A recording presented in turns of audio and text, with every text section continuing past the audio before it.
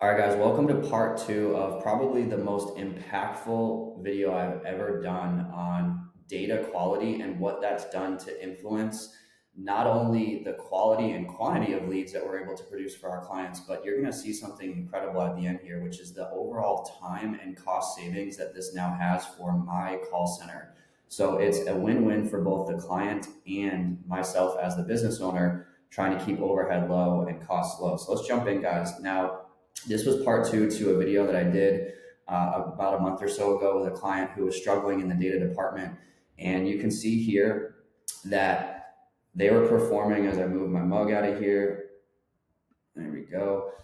You can see here that when they were providing us with their own list, their own data, it was performing substantially lower than the list that we were providing to our client. And you can see here just a substantial difference in lead conversion rate. And this was back in going into the month of June, right? So we were monitoring the metrics of May and we were making suggestions and changes that need to be made in the month of June. Now I'm going to go over the real reports so that you guys know that I'm not playing around here with just some screenshots and some doctoring here. This is a real KPI dashboard that's updated every 24 hours for one of my active clients and one of my VIP clients here. And what you're going to see when I go over the data very quickly is that in May, we actually produced a substantial lower volume of qualified leads and submitted leads, about 22 less qualified leads and about 25 less submitted leads. But what was crazy here is that we've made 49,000 more more calls and had almost 950 or so conversations more in the month of May and still drastically underperformed.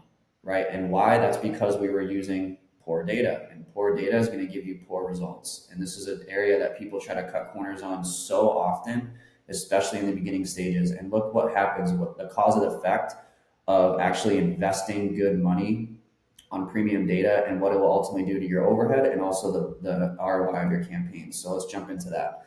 Now, I mentioned we made the tweaks in data. We used our internal skip tracing and list building bot. And it ended up increasing the number of leads by 22 qualified leads and an additional 25 leads total submitted. All right, so let's go over to the report and we can see for ourselves. So you're gonna see here, and these were the metrics in May, right? This is the actual report. You'll see here, really not doing well on the lead conversion front. Now, when we go ahead and we make the adjustment to June, after introducing our data and making the adjustments that were recommended to the client, boom, substantial jump, right? We go to doubling the lead conversion rate and again, going back and emphasizing the point that we made 49,000 less calls, less dials rather, and had 950 or so less conversations, right? So let's look at what that does to the overall, not only impact for the client, because that's simple, right? The goal is to get more leads, more qualified leads, and better opportunities for our clients. That's the simple cause and effect. But if we look a little bit deeper, right, and we look at how many, so it was exactly 49,189 less dials that we had to make for our agents, and that ultimately resulted in 923 less conversations that we had to make in the month of June. And so what does that ultimately do to us, right? As a business owner, as a call center operator, what kind of impact does that have aside from just the benefit that it does to the client? Well, here's the bonus, right? Now, this is a statistic that I gathered from online. This is a gathering of metrics just from lead generation sources, and basically, the average cold call conversation in lead generation, right? This is agnostic of any industry, wavers anywhere between 1.5 minutes, right? So if we know that the average conversation of a cold call is a minute and a half, and you multiply that obviously by 923 conversations that we didn't have to do in the month of June, that ultimately saved us 23 hours worth of work, right? That's for a part-time VA, that's a week's worth of work, right?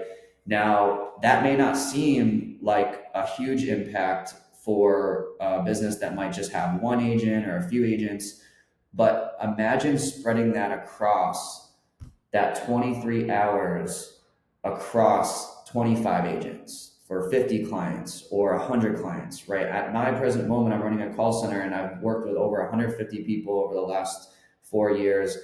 We have somewhere between 40 and 50 active at the moment, and we're growing, right? So when we look at 23 hours and multiplying that across our entire client base, that is tens of thousands of dollars in savings that we're managing per month. So guys, when I go back to the original slide that I had to start this presentation, I can't stress it enough. The deals are in the details. Stop cutting corners. Stop trying to save money in the wrong areas. Invest into your data, invest into your team, invest into your dialer software, and the combination of all three will allow you guys to work and scale smarter, not harder.